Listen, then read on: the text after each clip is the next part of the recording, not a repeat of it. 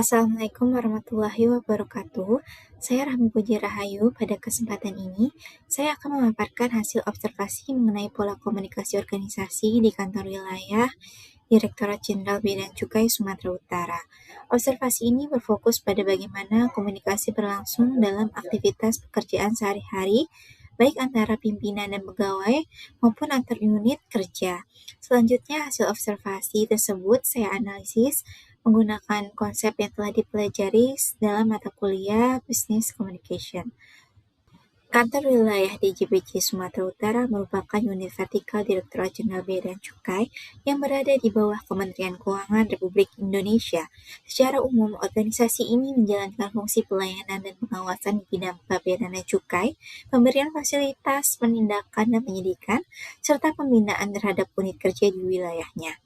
Karena memiliki berbagai bidang dengan tugas dan fungsi yang berbeda tetapi saling berkaitan, komunikasi menjadi unsur yang penting untuk mendukung koordinasi dan kelancaran pelaksanaan pekerjaan. Berikut adalah struktur organisasi dari Kanwil DJBC Sumatera Utara yang dipimpin oleh Kepala Kantor Wilayah dan didukung oleh bagian umum serta beberapa bidang menjalankan fungsi masing-masing. Struktur organisasi ini juga memengaruhi pola komunikasi.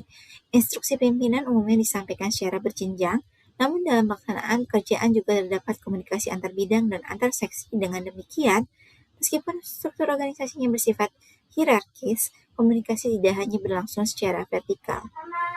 Berdasarkan hasil observasi, terdapat 4 pola komunikasi utama. Pertama, downward communication, yaitu komunikasi dari pimpinan kepada bawahan dalam bentuk arahan, instruksi, dan pembagian tugas.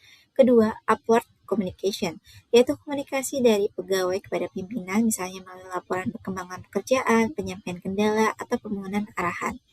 Ketiga, horizontal communication, yaitu komunikasi antar pegawai atau antar unit yang relatif setingkat untuk melakukan koordinasi.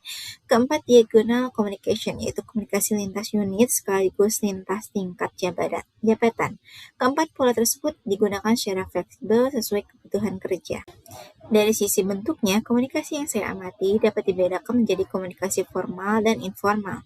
Komunikasi formal dilakukan melalui nota dinas, surat disposisi, rapat, laporan, notula, dan berita acara. Bentuk komunikasi ini penting karena memiliki dokumentasi dan dapat dipertanggungjawabkan.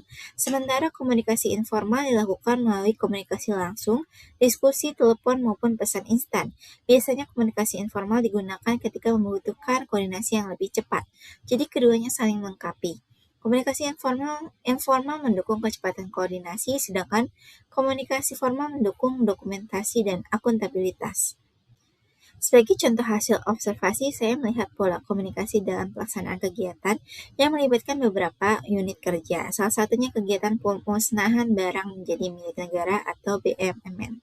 Proses komunikasi dimulai dari arahan pimpinan atau penugasan pimpinan, kemudian dilanjutkan dengan rapat dan koordinasi untuk menentukan pembagian tugas.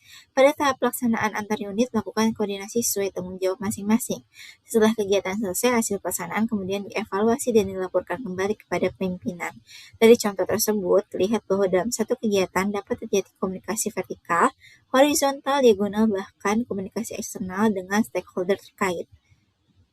Jika dikaitkan dengan materi dalam mata kuliah Business Communication, hasil observasi menunjukkan bahwa komunikasi di Kanwil DJBC Sumatera Utara tidak hanya berlangsung satu arah tetapi juga bersifat dua arah. Misalnya, pimpinan memberikan instruksi kepada pegawai, kemudian pegawai memberikan feedback dalam bentuk konfirmasi, perkembangan pekerjaan maupun laporan hasil. Komunikasi horizontal dan diagonal juga membantu koordinasi antar unit sehingga penyelesaian pekerjaan tidak hanya bergantung pada komunikasi secara hierarkis. Artinya, efektivitas komunikasi bukan hanya dilihat dari pesan yang sudah disampaikan, tetapi juga dari adanya pemahaman, respon, dan tindakan dari penerima pesan. Berdasarkan hasil observasi, maka dapat disimpulkan bahwa pola komunikasi di Kanwil DJBC Sumatera Utara cukup terstruktur dan mengikuti hierarki organisasi, tapi tetap memungkinkan adanya komunikasi lintas unit untuk mempercepat pekerjaan. Komunikasi formal dan informal juga digunakan sesuai dengan kebutuhan. Menurut saya, pola komunikasi tersebut sudah cukup efektif, namun masih dapat ditingkatkan. Misalkan, setiap hasil rapat sebaiknya memiliki PIC, batas waktu, dan tindak lanjut yang jelas.